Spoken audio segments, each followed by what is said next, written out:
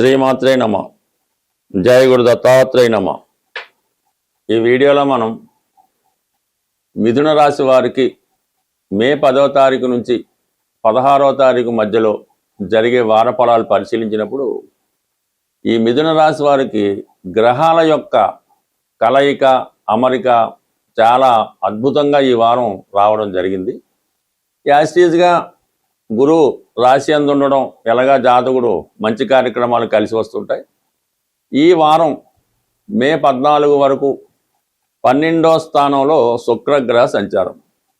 ఇది మీ ఆలోచనలు అమలు చేయడం, మీరు హాబీగా మీకు ఏదైతే ఒక తీరని కోరిక ఉంటుందో ఆ కోరిక తీరే అవకాశం ఉంటుంది. కొంతమంది ఏదో సినిమా తీద్దాం అనుకుంటారు, కొంతమంది ఏదో బుక్ రాద్దాం అనుకుంటారు, కొంతమంది ఏదైనా ఖరీదైన వాహనం కొందాం అనుకుంటారు.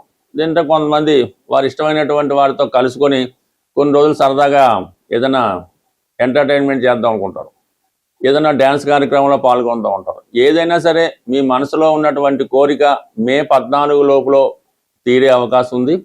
మీకు ఒక విలువైనటువంటి బహుమతి ఒక ఆత్మీయురాలి ద్వారా వచ్చే అవకాశం ఉంటుంది. అలాగే మీరు కూడా ఎక్కువగా మీ ఆత్మీయుల కొరకు, ఇష్టమైన వారి కొరకు, అలాగే మీరు కూడా మీ ఆత్మీయులకి, మీ ఇష్టమైన వారికి విలువైనటువంటి బహుమతులు ఇవ్వడం జరుగుతూ ఉంటుంది. అయితే మే 14 తర్వాత ఈ శుక్రగ్రహం రాశిలోకి, అంటే మిథున రాశిలోకి ప్రవేశిస్తూ అక్కడ ఉన్నటువంటి గురుగ్రహంతో కలియడం జరిగింది. ఇది చాలా అదృష్టమైనటువంటి కాంబినేషన్ అన్నమాట మన మిథున రాశి వారికి. అంటే గురువు సప్తమాధిపతి, శుక్రుడేమో సప్తమానికి కారకుడు, అంటే భార్యకి కారకుడు అవుతుంటాడు. ఈ రెండు గ్రహాలు రాశిలో ఉండడం వల్ల మీలో ఒక ఆకర్షణ పెరుగుతుంది, ఒక టాలెంట్ పెరుగుతుంది. దూరమైనటువంటి భార్యాభర్తలు తిరిగి కలుసుకోవడం కానీ, భార్యాభర్తల మధ్య ఆకర్షణ పెరిగి ఒకరినొకరు పరస్పరం మరింత అన్యోన్యంగా ఉండడం జరిగే అవకాశం ఉంది.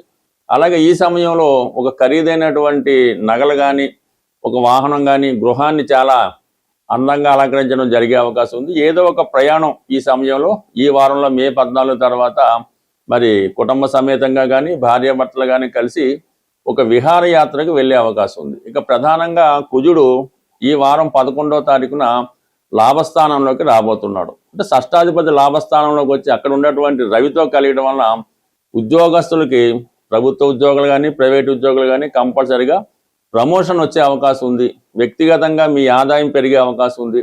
అలాగే కొత్త ఉద్యోగం ప్రయత్నం చేస్తున్న వాళ్ళకి ఉద్యోగ ప్రయత్నాలు ఫలించే అవకాశం ఉంది. సాధారణంగా ఇప్పుడు రవి తృతీయాధిపతిగా రవి లాభస్థానంలో ఉన్నాడు, కుజుడు కూడా 11వ స్థానంలో చేరడం జరుగుతుంది. ఈ రెండు ఎక్కడ కలిసినా కూడా ఉద్యోగంలో ప్రమోషన్ రావడం ఇది జరుగుతూ ఉంటుంది. ఇంకా బుధుడు కూడా అక్కడే ఉన్నాడు, చతుర్థాధిపతిగా లాభస్థితి కాబట్టి ఏదైనా వాహన సౌకర్యం కానీ, గృహ సౌకర్యం కానీ మీకు, అంటే ప్రభుత్వం ద్వారా రావచ్చు, లేదంటే మీరు వ్యక్తిగతంగా కొనుక్కునే అవకాశం ఉంది. అంటే ఏదైనా ఈ మిథున రాశి వారికి రాశి అందు 2 శుభగ్రహాలు, లాభంలో 3 గ్రహాలు, ఇవన్నీ కూడా జాతకుడి యొక్క ఆదాయాన్ని పెంచే అవకాశం ఉన్నది.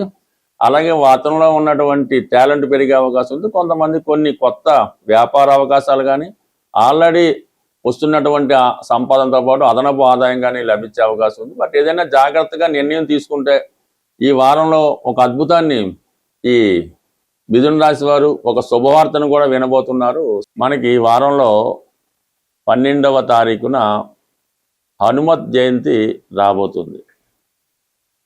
అయితే ఎప్పుడు ఆంజనేయ స్వామిని పూజించడం అన్నది ఆ ఫలితం ఒక రకంగా ఉంటుంది. కొన్ని ప్రత్యేకమైనటువంటి పర్వదినాల్లో ఈ స్వామిని పూజించినప్పుడు ఆ ఫలితం మనకి మరింత శీఘ్రంగా వచ్చే అవకాశం ఉంటుంది. అయితే ఈ ఆంజనేయ స్వామి వారికి పూజించే విధానంలో, అంటే సాధారణంగా టెంపుల్లో అర్చన, అభిషేకం చేయించుకోవడం జరుగుతుంటుంది. మనకి మీరు ఏదైనా ఒక కార్యాన్ని స్వామికి అప్పచెప్పాలనుకుంటారు, మీరు ఏదైనా ఒక కార్యాన్ని స్వామికి అప్పచెప్పాలి, లేదంటే మనం కోరుకోవాలనుకుంటాం. అది ఉద్యోగమా, పెళ్ళ, సంతానమా, ఏదైనా అయినప్పుడు మరి స్వామివారికి తమలపాకులతో పూజ చేయడం వల్ల మీకు ఆ కోరిక సిద్ధించడం జరుగుతూ ఉంటుందన్నమాట. ఆ కార్యక్రమం విజయవంతంగా పూర్తి అవ్వడం జరుగుతూ ఉంటుంది. మీకు రుణ బాధలు ఎక్కువగా ఉన్నాయి, అన్నదమ్ములతో విభేదాలు, భార్యాభర్తల మధ్య సమస్యలు ఇటువంటి ఉన్నప్పుడు స్వామివారిని మంగళవారం రోజు మరి సింధూరంతో అభిషేకం చేయడం వల్ల ఇటువంటి సమస్యలకి పరిష్కారం దొరుకుతుంది. మనం కేవలం ఉద్యోగం కొరకు ప్రయత్నం చేస్తున్నాం, ఎటువంటిగా ఉద్యోగం రావటం లేదనుకున్నప్పుడు మీరు ఉద్యోగం వచ్చేదాకా కూడా ప్రతి శనివారం రోజు ఆంజనేయ స్వామి వారి ఆలయంలో దర్శించుకోవడం, అంటే శనివారం అది దర్శించుకొని మీకు వీలున్నప్పుడు వడమాల స్వామికి సమర్పించవలసి ఉంటుంది. అలాగే ఒక 5 అరటిపళ్ళు బాగా ముగ్గినవి స్వామికి నైవేద్యంగా ఇవ్వడం వల్ల కంప్లీట్గా మీకు ఈ యొక్క ఉద్యోగ ప్రయత్నాలు నెరవేరుతాయి. అంటే కంటిన్యూడ్ చేయనివ్వడం, మీకు కొన్ని వారాలు చేయబోతులకే మీరు ఆ ఫలితం వచ్చేస్తుంది. దాని తర్వాత మీరు ఆ ఉద్యోగంలోకి వెళ్ళి స్వామిని మర్చిపోవడం జరుగుతూ ఉంటుంది. అలాగే ధనం సరిపోవడం లేదు, ఖర్చులు ఎక్కువైనాయి, ఆదాయం తక్కువైంది అన్నప్పుడు స్వామివారికి మరి గురువారం రోజు శనగలు, ఈ కొమ్ము శనగలు నానబెట్టి, ఉడకబెట్టకుండా నానబెట్టిన కొమ్ము శనగలు మరి స్వామికి నైవేద్యంగా పెట్టడం వల్ల, అక్కడ ఉన్నటువంటి భక్తులకు పంచిపెట్టడం వల్ల ఆర్థిక పరంగా మీకు ఉన్నటువంటి అన్ని సమస్యలకి పరిష్కారం దొరికే అవకాశం ఉంది. ఇక ప్రధానంగా ధనం ఏమీ లేదు, ఏ పని చేయలేకపోతున్నాం, ఫైనాన్స్గా బాగుండాలనుకున్న వాళ్ళు బుధవారం రోజు, అంటే బుధుడు వ్యాపారకారకుడు కాబట్టి వ్యాపారం సజావుగా సాగాలన్నా, విద్యార్థులకు చదువు బాగా రావాలన్నా ఈ బుధవారం రోజు ఆంజనేయ స్వామి వారి ఆలయంలో అటుకులు బెల్లం కలిపి పొడిగానే అక్కడ స్వామికి నైవేద్యంగా పెట్టడం వల్ల కూడా మీకు ఈ వ్యాపార పరంగా కానీ ఉద్యోగపరంగా కానీ అవకాశం అది ఉంటుంది. ఈ విధంగా మరి ఏ సమస్యకైనా స్వామి పరిష్కారం చూపగలరు. అయితే ఆ సమస్యను బట్టి ఏ గ్రహం ఆ సమస్యకి కారణమవుతుంది, ఆ రోజు స్వామివారిని విధి విధానంగా పూజించడం వల్ల 100% మీరు అది పొందుతారు. అది పర్టికులర్గా నియమం.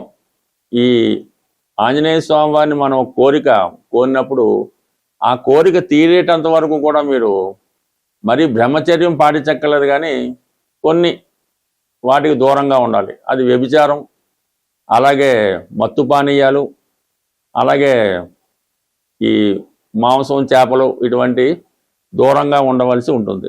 అలాగే మీకు స్వామి ఇవ్వడం జరుగుతుంది. ఇవన్నీ మానేసి మీరు ఒక 40 రోజులు అనుకుందాం, ఒక 5 వారాలు అనుకుందాం అనుకోకర్లేదు, మీరు కంటిన్యూ చేయండి, కంప్లీట్గా మీ సమస్య తీరడం జరుగుతుంది. బట్ ఏదైనా ఒక దీక్ష చేసినప్పుడు కొన్ని వదులుకోవాల్సి ఉంటుంది. అన్నీ కావాలి, అన్నీ చేస్తాం, ఈ స్వామిని పూజం, ఎన్ని పూజలు చేసాం, ఉపయోగం లేదంటే కుదరదు. కంపల్సరిగా కఠినమైనటువంటి శ్రమతో మీరు ఒక యమ నియమాలు పాటించినప్పుడు అది మీ నియమాన్ని బట్టి ఎంత తొందరగా రావడం అన్నది అది నిర్ణయం జరుగుతుంది. బట్ ఏదైనా ప్రయత్నం ఇంపార్టెంటు, దీక్ష ఇంపార్టెంటు. 100% స్వామి తలుచుకుంటే ఇవ్వనిదైతే ఏదీ లేదు.